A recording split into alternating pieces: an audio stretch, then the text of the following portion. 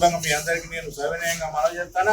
అంతేకాదు ముఖ్యంగా ఈ రోజు మన మండలంలో అరే నీళ్ళు అత్తలేవే అని మేము పోయి ఆ ఊరిడే నిమ్మలగూడెం పోతే అక్కడ నుండి లీగానికి ఫోన్ చేస్తే లేదు సార్ నీళ్ళు వస్తానే బాగానే ఉన్నాయన్న. అది ఇక్కడ పైపు లేదు, పైపు లైన్ లేదు, ఇక్కడ ఒకటి మాత్రమే ట్యాంక్ కట్టిండ్రు, మీరు ఎట్లా ఎక్కిస్తారు అని అంటే నీళ్ళు వస్తున్నాయి సార్ అని చెప్పాడు తప్ప ఇప్పటి వరకు కూడా ఆ విలేజ్లో నీళ్లు కానీ సుక్క వాటర్ రాలే. ఇక అదేవిధంగా చూసినట్లయితే ఇక్కడ ఉన్నాయి 37 జీపీలు ఉన్నాయి. 37 జీపీలలో కనీసం నీళ్ళు వచ్చే జీపీలు కనీసం 7 ఉన్నాయని అంటే 7 కూడా లేవు.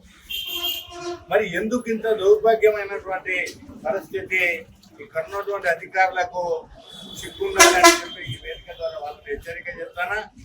మీరు తప్పనిసరిగా తప్పు చేసిండ్రు కనుక తప్పుకు బాధ్యులుగా మీరే రెక్టిఫై చేసి మీ ఇంట్లో నుండి కడతారా లేకపోతే మీ జేబు నుండి తెచ్చుకుంటారా? బిల్లులు చేసినటువంటి అధికారులు అందరినీ కూడా